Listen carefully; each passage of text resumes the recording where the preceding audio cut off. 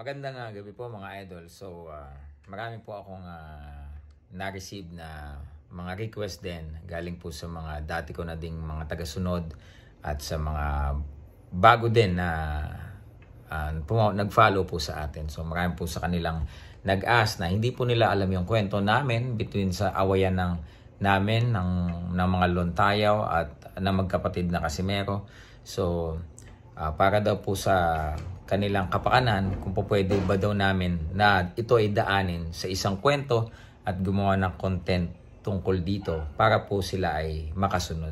So mga kaibigan, panoorin po natin sabay-sabay ang nagpaalam na po ako, hiniram po natin ang documentary na ito na kinompile po ng ating mahal na si Kamao TV, na si Kuya Noel. Maraming salamat Kuya Noel sa sipag mong pag-compile ng kwentong ito. So mga kaibigan, sabay-sabay po nating panoorin kung bakit po ba nagsimula ang gulo sa pagitan ng dating mga magkakaibigan sa amin po at sa kabilang kampo. Sana po ay hindi man kayo mag-enjoy dahil hindi po nauwi sa magandang ending ang samahan na ito, pero sana po ay mabuksan ang isipan ng karamihan. Maraming salamat po. Sabay-sabay po natin panoorin. Simula ang gulo sa pagitan ng kanilang maayos na samahan noon. Tara mga idol, at balikan natin ang kwento sa pagitan ng personalan ng mga Casimero at mga Lontayaw.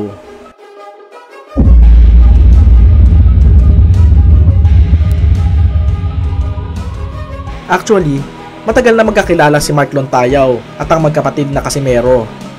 Dahil si Mark Lontayaw, o mas kilala bilang si Mark Yao, ay nagtatrabaho sa MP Promotions. Mas lalong lumalim ang pagiging magkaibigan ni Mark Yao at mga Casimero noong nagsimula silang magbuo ng Team Casimero. Sila ang umalalay sa magkapatid noong tumuloy ang mga ito sa Metro Manila para sa nalalapit na laban ni Cuadro Alas sa Cuban boxer na si Guillermo Rigondo.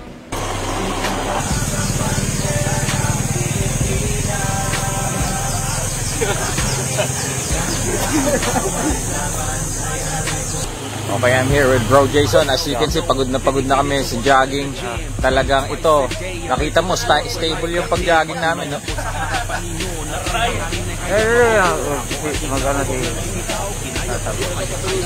Ano tol? Dito ililibing si Billy Jack. Ayun.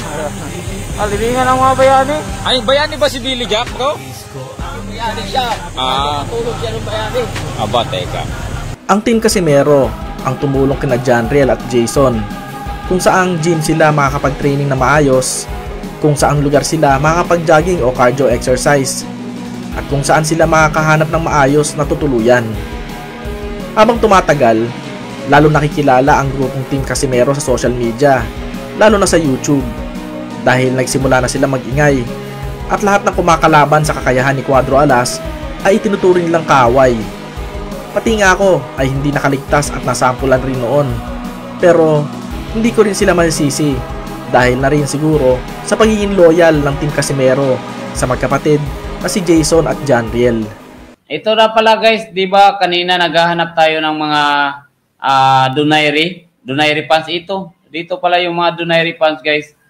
Yung mga nagtatago sa saya din ng mga asawa nila. Ito din pa. Di daw sikat si Champ Casimero sa Japan. Ayun, sa kaibigan daw niya, sira ulo pala yun. Kung magsasabi-sabi siyang hindi sikat si Casimero sa Japan, bakit? Nakapunta na ba siya sa Japan? May kaibigan na siya doon sa Japan. Baka taga-bundok yung kaibigan niya. Baka ano yun, mga swimmer siguro yun, hindi boxer. Kung gusto mo lang magpapansin at magsasabi ka ng kung ano-ano, di ba? At gusto mo lang sumikat ka, walang problema. Pero syempre, lahat na sasabihin mo, may mag-a-against sa'yo dyan. Unang-una, yung mga nagmamahal sa amin. Diba? Pangalawa, kami na rin, Team Casimero. At pangatlo, ako mismo ang siga ng Team Casimero. Ako ang hadlang sa mga sinasabi mo na yan. Video nila. Yung dalawa na lang, ayan si Kamao TV, unsubscribe natin yan. Nako. Dumating ang araw na kailangan ng pumunta sa Amerika si Cuadro Alas, kasama si Mark Yao. Kasama sana si Jason, pero ang problema ay may issue pa ito sa kanyang visa. Kaya naiwan si Jason at doon muna tumuloy sa bahay mismo ni Mark Yao. Habang hinihintay niya na maayos ang kanyang visa para makasunod sa Amerika. Yeah, to Cebu City. This is my favorite place. Yeah. So maraming mga Pilipino pupunta dito. So lahat ng mga Pilipino dito bibili sa Cebu City. No. Habang naiwan si Jason sa Pilipinas, si David Lontayaw at mga kasamahan nito ang pansamantalang sumusuporta at nagbibigay muna ng mga pangangailangan ni Jason. Walang paggawa sa pera.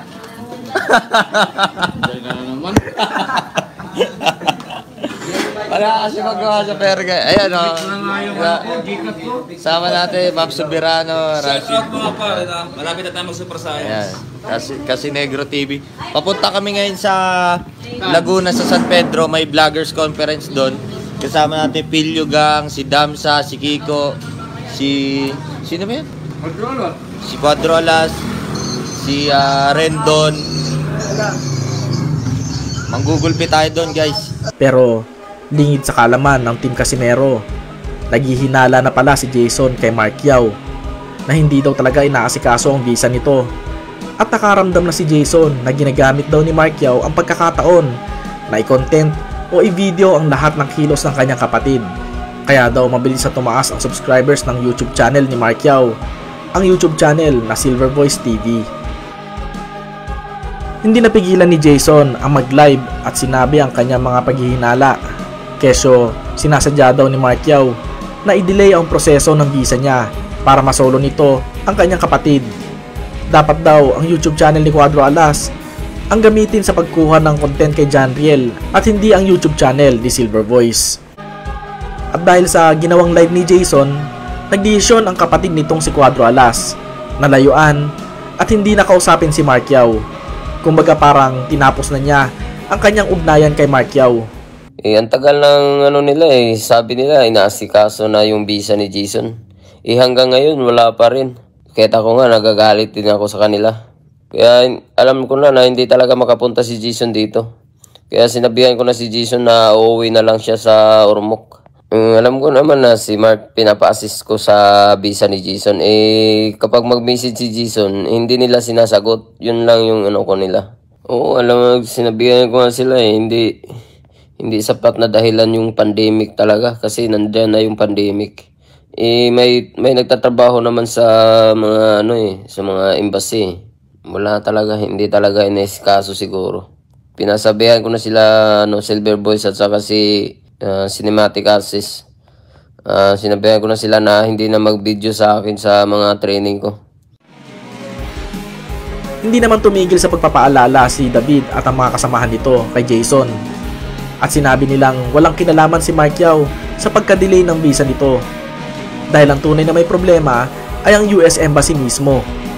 Pero sarado ang isip ni Jason at gusto na lang nitong bumalik sa kanilang lugar. Bro, nagsawa na lang ako sa'yo. Isang buwan kami mahigit magkasama na ito sa bahay, boy. Isang buwan mahigit.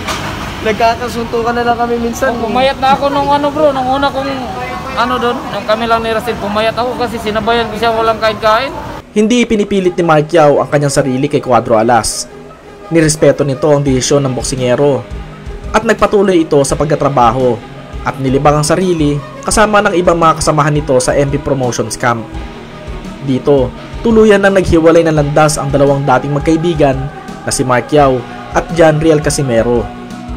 Noong pareho nang umuwi sa Pilipinas si Mark Yao at Cuadro Alas, dito na nagsimula ang gulo sa pagitan ng mga dating Team Casimero at magkapatid na Casimero. Hindi napigilan ni David Lontayaw na maglabas ng sama ng loob kay Cuadro Alas at kay Jason Casimero. Dahil bukod sa siniraan sa social media ang kanyang kapatid na si Mark Yao, hindi nagbayad ang magkapatid na Casimero sa mga iniwang utang nito. Sa loob ng mga ilang buwan na pananatili nito sa bahay ni Mark Yao, nagbuhay prinsipe daw si Jason at tinakbuhan ang mga atraso nito sa kanilang lugar na inakalang babayaran ni Cuadro Alas pagbalik nito sa Pilipinas. Lintian ka, ang tagal ko nagpasensya sa'yo. Ang tagal kong iningatan ka. Na umaasa akong magkakaayos tayo at magsasalita ka sa harapan ng maraming tao. Ingatan mo yung mga taong pinagkatiwalaan mo ng sikreto. Tapos at the end, titirahin mo rin, tatraydorin mo, teka. Samantalang nung mga nakaraan live mo, Pag binabanggit ang pangalang Mark, hindi yan sa amin. Tablado yan. Tapos nung medyo nare-realize mo na, dahil dapat noon mo pa na-realize, naunawaan ko naman dahil sa bagal ng kukote mo, ngayon mo lang nare-realize. Aba, putya. Sabi mo nga, head coach ka? Anong role ni Coach Nonoy? Kaya gumawa si Quadro Alas ng Quadro Alas TV vlog dahil din sa kalukuha mo, pati kapatid mo, inonsi mo sa revenue ng YouTube mo. Hindi naman talaga sa'yo yan Yung Quadro Alas, it's my boy sa utol mo yan Pero ikaw ang nagbe-benefit. Nung panahong tinanong ka na ni utol mo kung sumweldo ka na sa YouTube, tapos sasabihin, nako, nasa asawa ko na. Ngayon nakahawak ka ng pera, sinamba mo yung pera. Yung mga pinagkatiwalaan mo, yung mga nagtanggol sa'yo, inaantay ka mag-update, tinabla mo. Dahil greedy ka sa pera, Papost-post ka pa. Papost-post ka pang ang kapal-kapal ng pera mo. Hindi naman sa'yo yan. Sapatid mo yung pambili ng lupa yan. Na yung sasakyan daw ni Silver Boys, sa'yo daw yun. Pera mo daw yun. Aba, teka, parang si Silver Boys nabili yung sasakyan bago pa ang laban ni Tata. Paano nangyari yun? Diba? Lumalabas yung katotohanan kasi inggit ka. Pag hindi mo kayang tapatan, hindi mo kayang lamangan, wag mong siraan. Tapos doon ka sa bahay niya pinatira. May aircon ka, may TV ka, may wifi ka, wala kang problema lahat. Tapos sa mismong upuan niya pa, sisiraan mo yung may-ari ng bahay na gawa ng mabuting bagay sa'yo. Tapos, hindi lang yan. Binaboy mo pa yung pamamahay. Araw-araw, walang yan. Sa ginawa ng Diyos. Puro iba-iba mukha ng babae. Hindi ko nga alam kung may bakla na dyan Ngayon, wag na kayo magtaka. Yung cellphone na pinarapol ni Brother Sherwin, scam yan.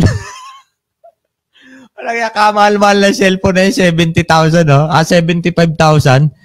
Binigay ni Bro Sherwin para iparapol, para isubscribe niyo yung Kuya Lods. Pucha, hindi naman pinarapol, si Jason lang din yung nanalo. Pati si Mark Yao ay sumali na rin sa gulo. Kung tutusin, ayaw sumali ni Mark Yao sa mga ganyang klase ng gulo, lalo na sa social media. Pero dahil patuloy ang pagbira sa kanya ni Jason at mga bagong miyembro ng Team Casimero, hindi na ito nakapagpigil at inilabas na niya lahat ng sama ng loob na matagal na niyang kinikimkim. Nung tinira mo ba ako, inisip mo yan? Kayo ang gumawa ng mga titira sa inyo. Bakit na nung nananahimik ako habang nilalabahan ko ang pawisan mong brick? Tinitira mo ako. Nung ako nananahimik, wala akong ginagawa masama. Nung tinira nyo ako, inisip mo ba yon? Kayo ang gumawa sa amin. Kayong dalawa ang gumawa sa amin. Kayo ang gumawa ng mga kalaban na ganito. Boxing raw kayo ni Quadrolas, kayo daw dalawa ni David. Sige, punta siya dito. Kala mo kung sa dami ng kasalanan mo sa akin. Pambira ka. May binigay ka ba sa akin after the Rigo fight? Diba? Binayaran mo ba kami ni Mark Robin?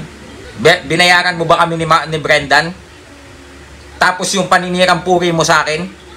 Pambira, pag nandito nga sa Manila, tagong-tago ka Nagkaroon ng malaking pagbabago sa dati nilang samahan. Nagkaroon ng gulo sa pagitan ng mga dating Team Casimero at sa mga bagong sumusuporta sa magkapatid na Casimero. Mag-hype dito ang putang ina. Mag-hype ka for views, pumunta ka dito. Ano for views? Yan ba? Hindi nga kita kilala Hindi ka legit, tanda mo, rugby boy Tanda mo, hindi ka sikat, hindi ka legit. Kung nagpapanggap kang legit, ay hindi ka namin na iniintindi dahil hindi ka naman talaga bilong. Teka lang, ang angas-angas mo sa comment section akala ko isa kamay. Hindi naman ako sikat. Alam ko, hindi naman. Sobra na kasi kayo. Sobra na kasi kayo nag-ano ni Quadrolas. Nasaan nga ang sobra? Sobra na kasi kayo. Kaya nga, boy, teka lang lahat ng sinasabi namin dito, kaya naming pangatawanan with document. Yung binugbog ni Tata si Jason, kaya naming pangatawanan with dokumento. Yes, correct. Alam mo ba yon? Alam mo bang nakasalalay ang wait lang. Okay, sige na. Nakayari siya sa otoridad sa US kapag na gano'n. Ako din. Hindi mo alam kasi ngayon ka lang naman Sinabi mo, sinabi mo binanggit ko pangalan mo, ibig sabihin, kilala mo ko. Baklang Mindanao. Ha? Hoy, Baklang Mindanao, Oy, wag mo yung wag mo pangalan nang yung maingay, Baklang wag mo Mindanao nang maingay. mo. Ikaw lang yung gusto mo sparring Hindi ako ni natatakot Rugby Boy. sa'yo, ulol. Ikaw lang gusto mo sparring at saka si David. Huwag kang maghanap ng ibang boxer. Ano ka ba? Teka. Isa-isa lang. Baka duraan ka, baka maduraan yung channel ko. Teka. Bro, teka lang. Oy, teka lang. Bibig mo lang ang malakas Yan kasi ba yung matapang bumuka ka sa sa kamera. sarili niyang Keyboard cellphone? warrior ka lang. Ha? Yan ba yung bumuka sa sarili? Hinahamon ka, hinahamon ka ni Rugby Boy. At saka si Pogi po. Yan. Si David, Oo, huwag ka naman makinaulo ng mo. ibang boxer. Ba't ka Siya yung naghahanap mismo. ng boxer? Siya. Naghahanap ng boxer. Duwag ka ba? Pero di kita Takot ka? papapamasiyan. Takot ka ba? Wala akong pere. Walang duraan dito, ha? Ha? Walang duraan. Alam mo, sa totoo lang, Duraan ang pinapasa mo mangyayari si Rugby Boy, pinapasa mo sa iba. Ikaw yung gustong ka-sparring niya, isang kamay. Ano, deal ka ba o hindi? Ako magbibigay ng pamasahe kay Rugby Boy. Oy, bigyan mo pa masahe. Ano Go, gusto mo? sige, labanan ko. Ayun. Isang kamay. Gol! Isang kamay, gusto mo? Isang kamay lang, ha? Ngayon O, din. sige. Ngayon din. Gawa, bro. Kasado Gusto mo? ko. Ayos! Sige! Kasado ka? Oh, sige. Oo! Sige, go. Ngayon din, go. Oh, sige, Dali. kasado. Ikaw Ngayon magbigyan din. ng pamasahe, ha? Palakpakan natin, Oo, mga kaibigan. Ang mga dating Team Casimero ay lumipat sa kampo ni Nonito Donaire at si Jason Casimero ay bumuo ng bagong Team Casimero.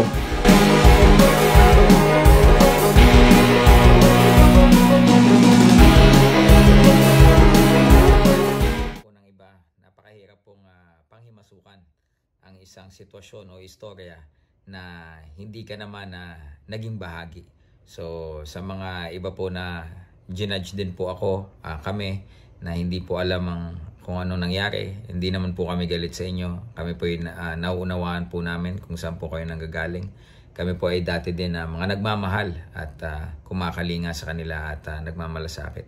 Subalit dahil po sa mga ilan na hindi po mga gawin na hindi po talaga katanggap-tanggap at kaaya-aya, ay may mga ganito po talagang bagay na nangyayari at kasalukuyan pa rin nangyayari po. So sana po ay nabuksan ng isipan ng nakararami at ngayon po ay at least napanood nyo po yung kwento po namin kung bakit po nauwi sa ganito. Marami po nagsasabi, sana po magpatawaran na lang. Kung maaari sana, ganun din ang aking hangarin. Pero ito po kasi ay hindi lang parang away ng magkasintahan. Ito po ay meron na po ditong mga usaping legal, mapa US at mapa dito sa Pilipinas. So gustuin man po natin na ito ay matapos ng kaliwaan na lamang, pero masyado na po kasing naging malalim po ang sugat. So yun lamang po, pagpalain po ang lahat at maraming pong salamat sa inyo pong oras at panonood. Peace.